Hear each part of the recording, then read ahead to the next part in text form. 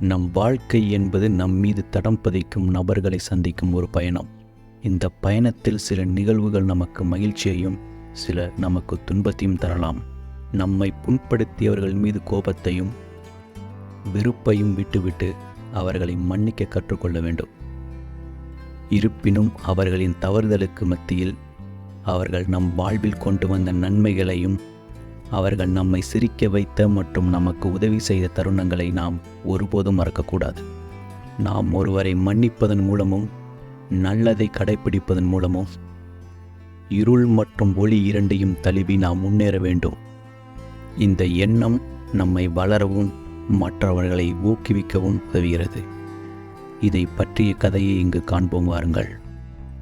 ஒரு காலத்தில் ராம் மற்றும் ராகவன் என்ற 2 சகோதரர்கள் இருந்தனர். அவர்கள் இருவரும் ஒன்றாக விளையாடுவதை வழக்கமாக கொண்டிருந்தனர். ஒரு நாள் இருவரும் விளையாடிக் கொண்டிருக்கும்போது அவர்களுக்குள் வாக்குவாதம் ஏற்பட்டு ராகவன் ராம் முகத்தில் அறைந்தான். இந்த சம்பவத்தால் மனமுடைந்த ராம் தனது தாயிடம் சென்று நடந்ததை பகிர்ந்து கொண்டான். நடந்த சம்பவத்தை கேட்ட தாய், நீங்கள் விளையாடும் இடத்தில் உள்ள மணல் தரையில் ராகவன் என் கன்னத்தில் அறைந்தான் என்று எழுதச் சொன்னார். ராம் தனது தாயின் ஆலோசனையை ஏற்று அவர் அறிவுறுத்தியபடி வார்த்தைகளில் மணலில் எழுதினான். சில நாட்களுக்கு பிறகு ராமும் ராகவனும் ஒன்றாக மொட்டை மாடியில் விளையாடி கொண்டிருந்தனர்.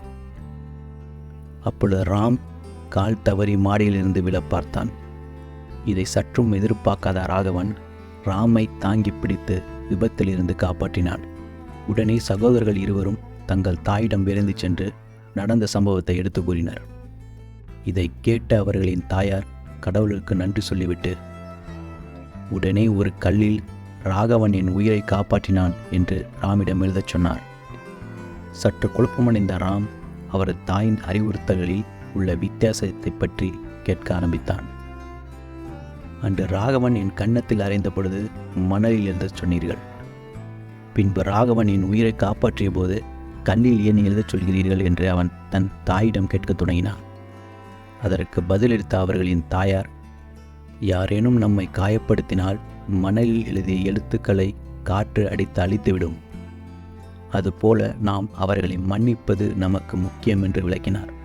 இருப்பினும் ஒருவர் நமக்கு ஏதாவது நன்மை செய்தால் காற்றால் அழிக்க முடியாத கல்லில் பொறிப்பது போல அவர்களை நாம் எப்போதும் மறக்கக்கூடாது என்று கூறினார்.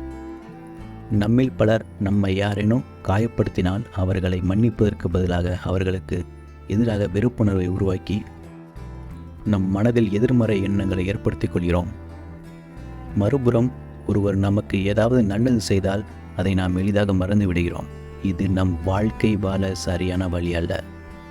நம்மை யாராவது காயப்படுத்தினால் அவர்களை மன்னிக்கவும், நமக்கு யாராவது நல்லது செய்தால் அவர்களை நாம் மறக்கவும் கூடாது. இத்தகைய அணுகுமுறையே அமைதியான வாழ்க்கையை நாம் வாழ உதவும் என்பதை எப்போதும் நினைவில் வைத்துக் கொள்ள வேண்டும்.